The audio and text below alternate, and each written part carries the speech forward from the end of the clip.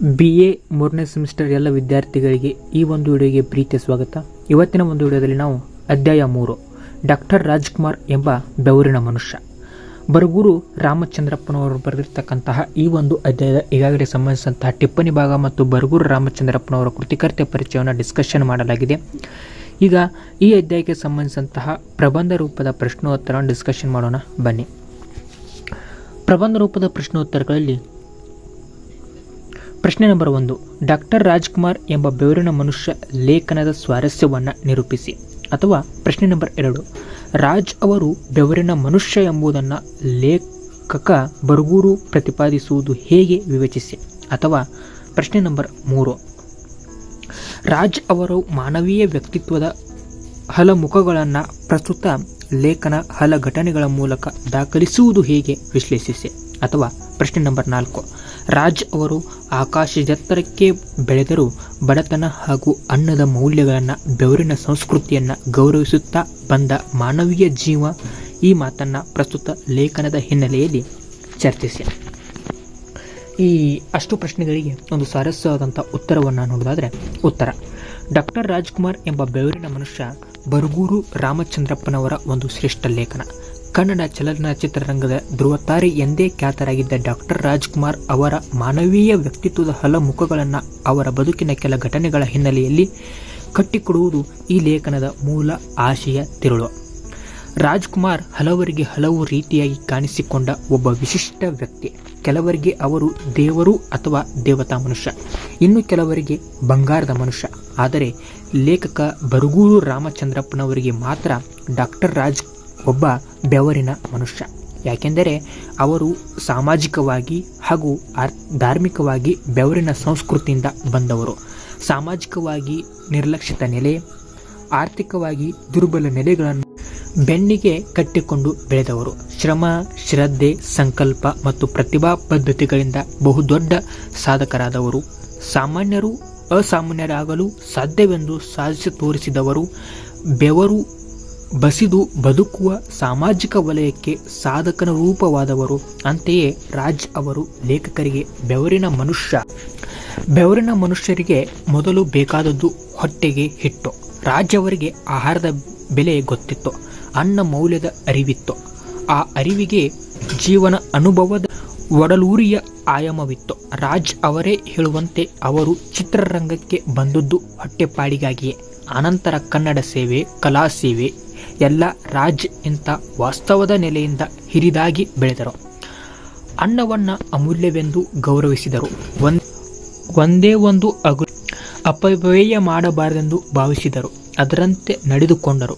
ಅವರು ಊಟ ಮಾಡಿದ ಮೇಲೆ ತಟ್ಟೆಯಲ್ಲಿ ಒಂದೇ ಒಂದು ಅನ್ನದ ಅಗುಳು ಉಳಿಯುತ್ತಿರಲಿಲ್ಲ. ಇದು ರಾಜ್ ಅವರ ಅನ್ನ ತತ್ವ. ರಾಜ್ ಅವರ ಅನ್ನಕ್ಕೆ ಕೊಟ್ಟುತ್ತಿದ್ದ ಗೌರವಕ್ಕೆ ಅವರ ಆತ್ಮೀಯರ ವಿವಾಹ ಪ್ರಸಂಗವನ್ನು ನೋಡಬಹುದು. ಅಂದು ತುಂಬ ಕೆಲಸವಿದ್ದುದರಿಂದ ಮುಹೂರ್ತಕ್ಕೆ ಹೋಗಲಾರದ ರಾಜ್ ಅವರ ಸಾಯಂಕಾಲದ ಸುಮಾರಿಗೆ ತಮ್ಮ ಬಂಧು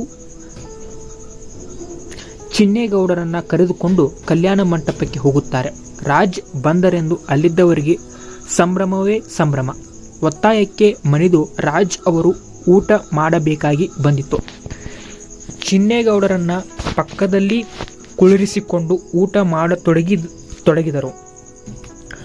ರಾಜ್ ಆನಂದದಿಂದ ಊಟ ಮಾಡುತ್ತಾ ಚೆನ್ನಾಗಿದೆ, ರುಚಿಕಟ್ಟಾಗಿದೆ ಎನ್ನುತ್ತಿದ್ದರು.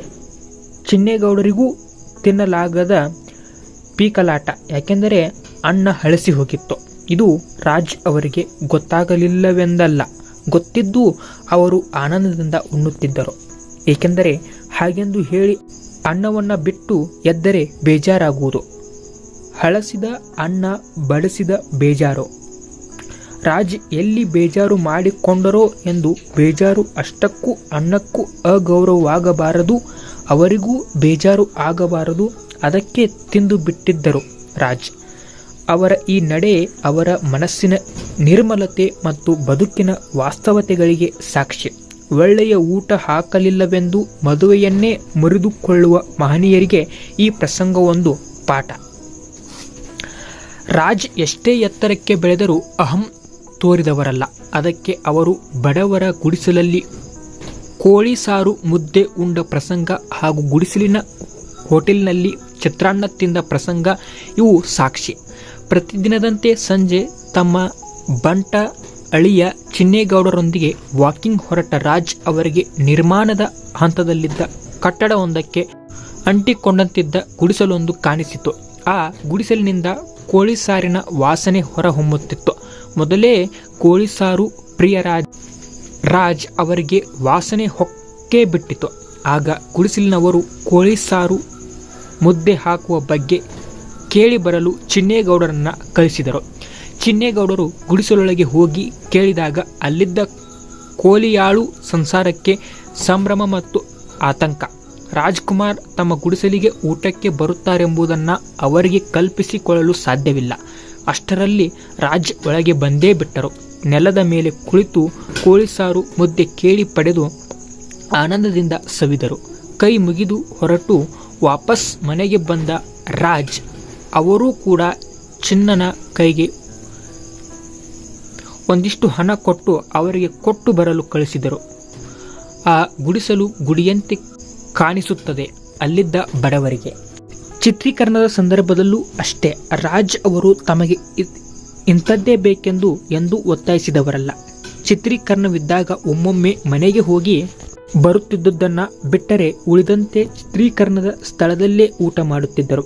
ರಾಜ್ ಅದರಲ್ಲೂ ಎಲ್ಲರೊಂದಿಗೆ ಕುಳಿತು ಎಲ್ಲರಿಗೂ ಬಡಿಸುವ ಸಮಾನ ಭೋಜನ, ಸಹಪಂಕ್ತಿ ಭೋಜನ ರಾಜ್ ಅಭಿನಯದ ಚಿತ್ರರಂಗ ತಂಡದಲ್ಲಿ ಸಹಜ ನಡೆಯಾಗಿತ್ತು.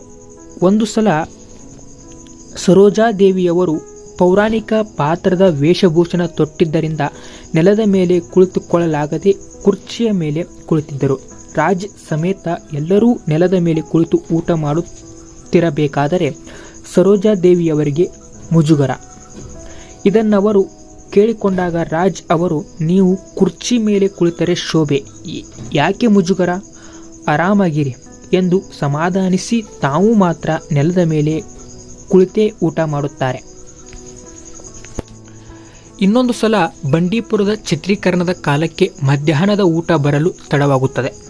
ಆದರೆ ರಾಜ್ ಅವರಿಗೆ ಹಸಿವು. ಅದನ್ನು ತೋರಿಸಿಕೊಳ್ಳದ ರಾಜ್ ಅವರು ನಿರ್ದೇಶಕ ವೈ.ಆರ್. ಸ್ವಾಮಿಯವರನ್ನ ಒಂದಿಷ್ಟು ಅಡ್ಡಾಡಿಕೊಂಡು ಬರಲು ಕೇಳಿದರು. ವೈ.ಆರ್. ಸ್ವಾಮಿ ಒಪ್ಪಿದರು. ಇಬ್ಬರು ಒಂದಿಷ್ಟು ದೂರ ಮಾತನಾಡುತ್ತಾ ಸಾಗಿದರು. ಇದ್ದಕ್ಕಿದ್ದಂತೆ ರಾಜ್ ಸ್ವಲ್ಪ ದೂರದಲ್ಲಿ ಕಾಣಿಸಿದ ಗುಡಿಸಲಿನ ಹೋಟೆಲ್ ಅನ್ನ ವೈ.ಆರ್. ರಾಮಸ್ವಾಮಿಯವರಿಗೆ ತೋರಿಸಿ, ಬನ್ನಿ ಅಪ್ಪಾಜಿ, ಆ ಹೋಟೆಲ್ ನಲ್ಲೇ ಏನಾದರೂ ತಿನ್ನೋಣ ಎಂದು ಹೇಳಿದರು.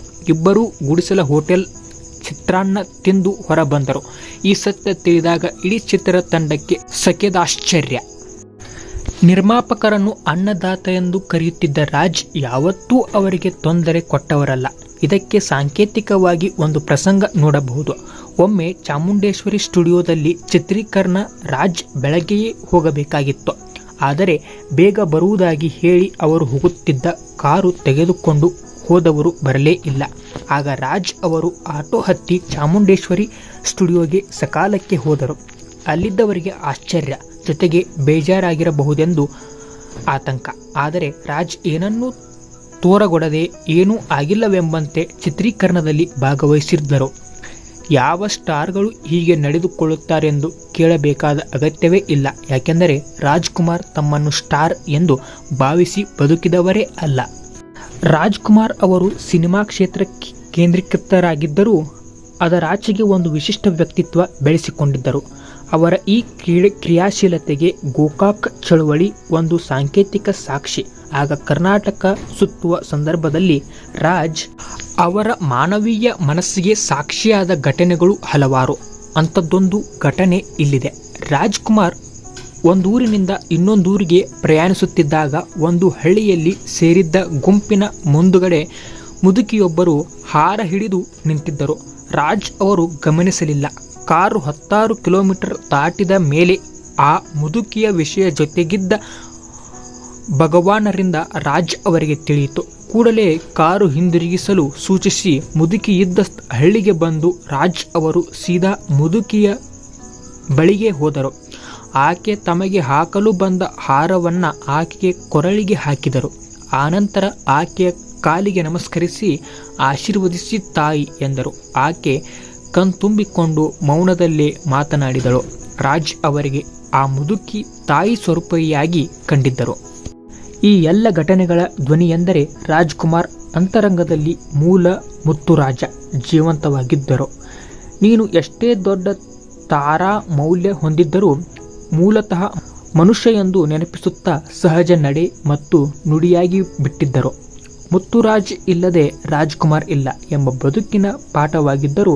ಹೀಗಾಗಿ ರಾಜ್ಕುಮಾರ್ ನೆಲ ಮುಟ್ಟಿದ ಮನುಷ್ಯರಾಗಿದ್ದರು. ಆದ್ದರಿಂದಲೇ ಲೇಖಕರಿಗೆ ಅವರು ಸಾಮಾನ್ಯರ ಅಸಾಮಾನ್ಯ ಮನುಷ್ಯ, ಬೆವರಿನ ಮನುಷ್ಯ ಎಂಬುದು ಇಷ್ಟು ಈ ಅಧ್ಯಾಯಕ್ಕೆ ಸಂಬಂಧಿಸಿದಂತಹ ಪ್ರಬಂಧ ರೂಪದ ಪ್ರಶ್ನೆ ಉತ್ತರ ಆಗಿತ್ತು ಅಂತ ಹೇಳ್ತಾ ಈ ವಿಡಿಯೋ ಇಷ್ಟ ಆಗಿದ್ರೆ ವಿಡಿಯೋನ ಲೈಕ್ ಮಾಡಿ. ಇದೇ ರೀತಿಯ ಮುಂದಿನ ಕ್ಲಾಸಲ್ಲಿ ಇದಕ್ಕೆ ಸಂಬಂಧಿಸಿದ ಮತ್ತಷ್ಟು ಅಧ್ಯಾಯಗಳನ್ನು ಡಿಸ್ಕಷನ್ ಮಾಡ್ತೀನಿ.